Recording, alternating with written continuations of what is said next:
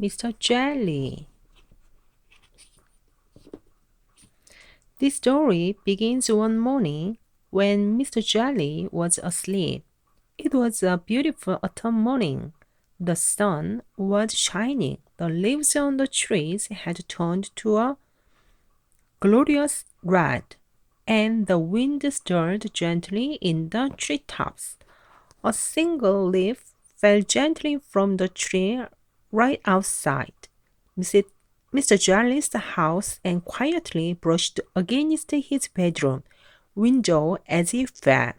Mr. Jelly awake with a start. "What's that tremble noise?" he cried. "Oh heavens! The house is falling down! Oh, disaster! It's an earthquake! Oh, calamity! It's the end of the world!" And he hid under the bedclothes, trembling with fright. After an hour, by which time he realized that his house wasn't falling down, and there wasn't an earthquake, and the world wasn't coming to an end, Mr. Jelly peeped out from under the bedclothes. "Phew," he said. "Thanks goodness for that." And he got up and went downstairs to make his breakfast. Mr. Jelly poured some cornflakes out of a pocket into a bowl. Then he poured some milk onto the cornflakes. Then he went to the cupboard to get some sugar. Crackle, crackle, went the cornflakes in the milk. "Oh, goodness gracious!" cried Mr. Jelly, diving under the kitchen table. "Oh dear, I hear guns! Oh, calamity! It's war!" But of course it wasn't. And of course Mr. Jelly eventually came out from under the table and ate up all his cornflakes.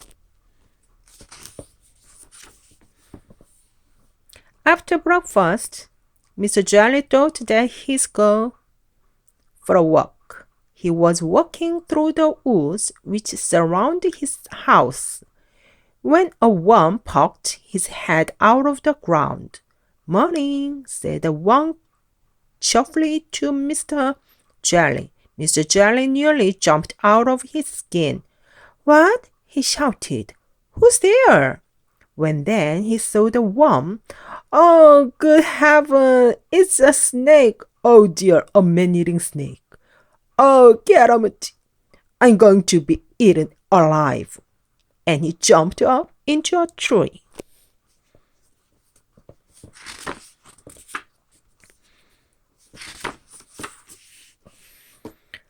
"What a performance!" commented the worm, and went back into the hole. After 1 hour, Mr. Jelly felt brave enough to climb down from the tree and continue his walk. Eventually, he came out of the other side of the wood and into a field. Mr. Jelly glanced nervously around. It was an empty field. Or was it?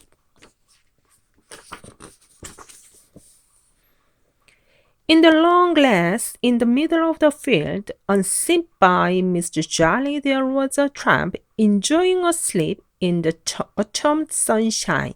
Mr. Jelly picked his way cautiously through the grass. The tramp, fast asleep, snored. "What was that?" shrieked Mr. Jelly. "It's a lion! I heard it roar. Oh, goodness gracious! Oh, dear me, a lion! A huge lion with enormous teeth. A huge lion with sharp teeth that's going to bite me in two.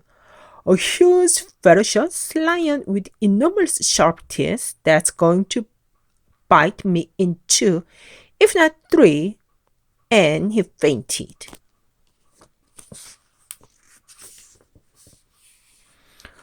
All this commotion awaked the tramp, who yawned, stretched, sat up, and saw Mr. Jelly lying on the ground beside him.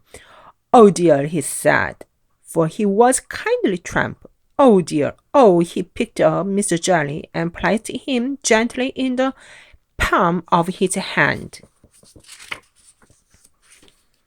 Mr. Jelly came to and sat up, rubbing his eyes. Then he saw the tramp's face looking at him.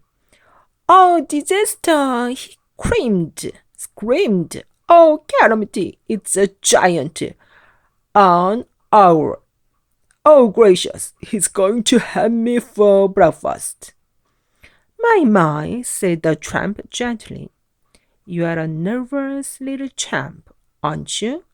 What's your name?" "Mr. Jelly," stammered Mr. Jelly. "I used to be nervous like you," said the tramp, "but I learned how not to be. Would you like me to tell you the secret?" Mr. Jelly quivered and shook and said, "Yeah, yes. Please." "It's very simple," continued the tramp. "All you have to do is count up to 10, and you'll find that whatever's frightening you isn't quite so frightening after all." Then he set Mr. Jelly gently down on the grass. "Remember," he said to Mr. Jelly, "count 10." And off he went. Mr. Jelly thought that it would be a very good idea if he went home immediately. Back across the field he went. Back through the woods he went. He was walking through the woods when he stepped on a little twig. Snap went the twig. Mr. Jelly jumped twice his own height in terror. "What was that?" he shrieked. "That terrible snapping noise. It's a tree falling down that's going to crush me to pieces. Oh, calamity! It's a crocodile hiding in the bushes, snapping its teeth. Oh, disaster! It's..." And then stopped. He took a deep breath. 1, 2, 3, 4, 5, 6, 7, 8, 9, 10, he said. And so there what had gone snap was a twig. A silly old twig. "Phew," he said. Mr. Jelly had almost reached his house when a leaf drifted gently down from a tree on top of him. "Help, police, murder!" he screamed. "I'm being kidnapped." "Oh, calamity! It's ruffians with guns. They are going to..." And then he stopped. He took a deep breath. 1, 2, 3, 4, 5, 6, 7, 8, 9, 10. And then he saw what had fallen on him was only a leaf. Nothing but a leaf. A stupid red leaf. "It works," he said out loud in a wonderment. And do you know, it did work. After that moment, Mr. Jelly became a changed man. Well, you can see that by looking at him, can't you? And he never shrieked, or shouted, or screamed, or quivered, or shook, or trembled any more. And he never hides under the bedclothes any more. Well, not very often anyway. Goodbye.